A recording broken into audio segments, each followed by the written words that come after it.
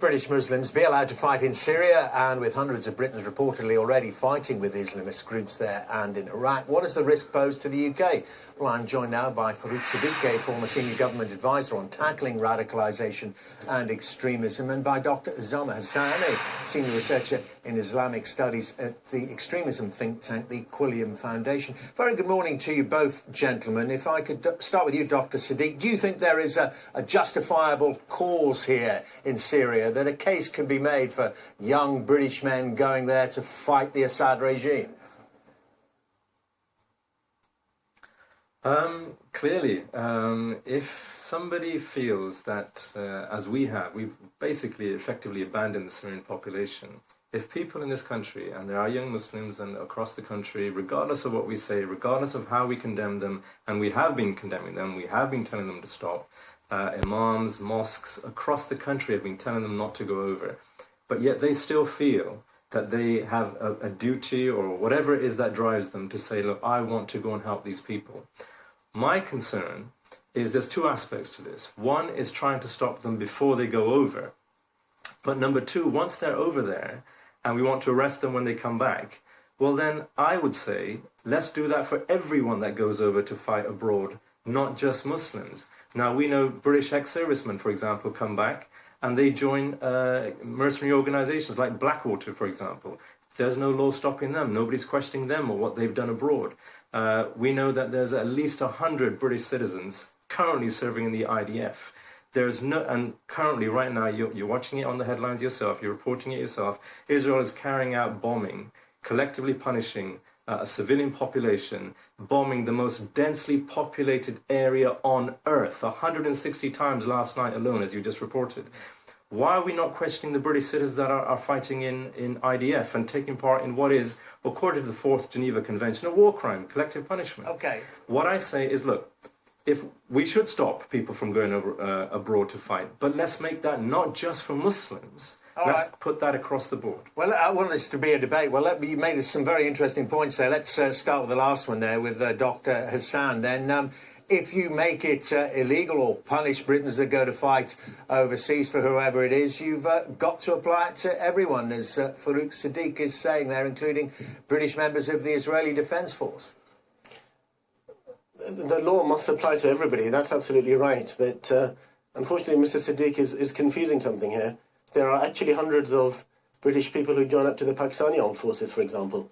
I met them out there or spoke to them when I was in Pakistan. What the law says is that you must be a member of a legitimate armed forces to take up a gun abroad. Unfortunately, otherwise you're a terrorist. And Mr. Farooq himself is on record praising somebody who joined ISIS last year. Now, ISIS is a terrorist fascist organization. That must be made very clear. Osama, do not say, I did not praise anyone. Don't talk rubbish. I did not praise anyone You who praised joined Iftikhar ISIS. Jaman from Portsmouth, who was killed while fighting for ISIS. Now, the point here is that what the young men in Syria said, I said, they are well intentioned. I'm talking about the young men in Syria. You know, I was in Afghanistan in 1990. You're the one who's talking rubbish because you don't know anything what it's like to be out there. You're sitting here and talking about it. The young men in Syria are well intentioned. Exactly, that's my point. That's the point I was making. But they're also dangerous. If somebody is willing to get up, Susama, if somebody is willing to get up and walk the walk, to do something that they believe in, to go and protect somebody from a dictatorial regime, a brutal dictatorial regime, Assad, and he wants to protect the civilian Assad is a brutal fascist regime. Yeah, I said, listen, let me finish. No, I'm coming to the wider point. I just want to intervene here and get some clarity here. I want Farooq Siddique to respond to that charge there. Farooq Siddique, you respond to the charge there that you think people fighting for ISIS in particular are in some cases involved in a noble cause. They have a perfect right to do so.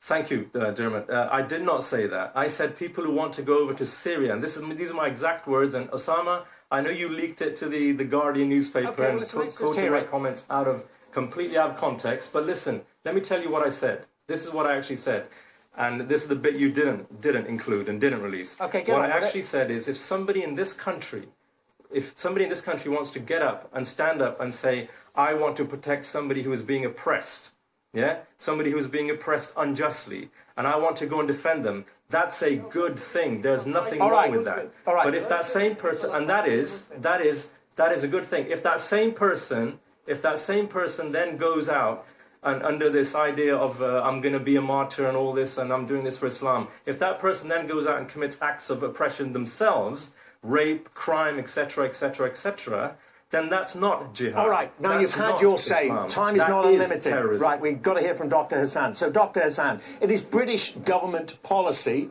that President Assad must leave Syria, that he must be brought down in some way. Young Britain's going out there to fight him, in a sense, of carrying out the Foreign Office's work, aren't they? No, because they're joining fascist extremist groups like ISIS and Al-Qaeda. And we don't know of a single Brit who's joined the Free Syrian Army, for example, who are fighting for a democratic cause. And the Assad regime is brutal and fascist, but so are these rival groups. And as those two young men in Syria themselves admitted, some of them pose a threat to this country. You know, the vast majority are well-intentioned, naive, deluded, and unfortunately encouraged by naive people like Mr. Siddique here. But a small number are a threat. The 7/7 bombings, the Woolwich murder were carried out by people who trained or tried to train and fight abroad. That threat is very real. The law on terrorism is very clear, and it should not be confused by people joining the Pakistan Armed Forces or the Israeli Defense Forces, for example, because those are dual nationals and they're entitled to join armed forces abroad. So let's have a precise discussion on this matter. The Syrian civil war is not a civil war. It's Muslims killing each other. ISIS are killing thousands of Muslims around Iraq and Syria, and we must not make excuses for well-intentioned and naive young men who join these extremist groups. And that's a very good point, isn't he, making there, Farooq Siddique? Let's just talk lastly about motivation here. Good point about Blackwater. Okay, no, but this is the key question, isn't it, which we haven't touched on. The threat to the home country, to the United Kingdom. It's not just some of these young men, and indeed women are getting involved as well, who are going out to join ISIS and other groups to say we're doing humanitarian work, or indeed we're trying to bring down Assad. They have an analysis that the UK is somehow complicit in oppressing Muslims, and some of them say, therefore, UK citizens must be punished. Yes, absolutely. This is the jihadist rhetoric. We saw that with 7/7. Sorry, who's the question to? Well, I want to hear Farooq Siddique on that. Okay, sorry. According to the ex-chief of MI6, he said we are blowing this threat way out of proportion. He just said that a couple of days ago. That's not my words. That's a quote from him. Now, he's a man who knows what he's talking about, surely. What I'm saying is there's two aspects to this.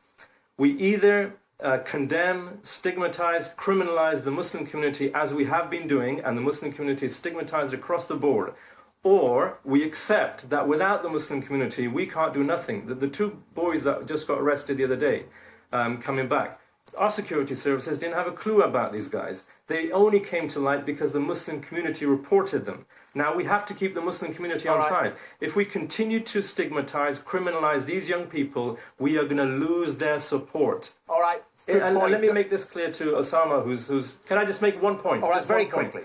If somebody thinks that...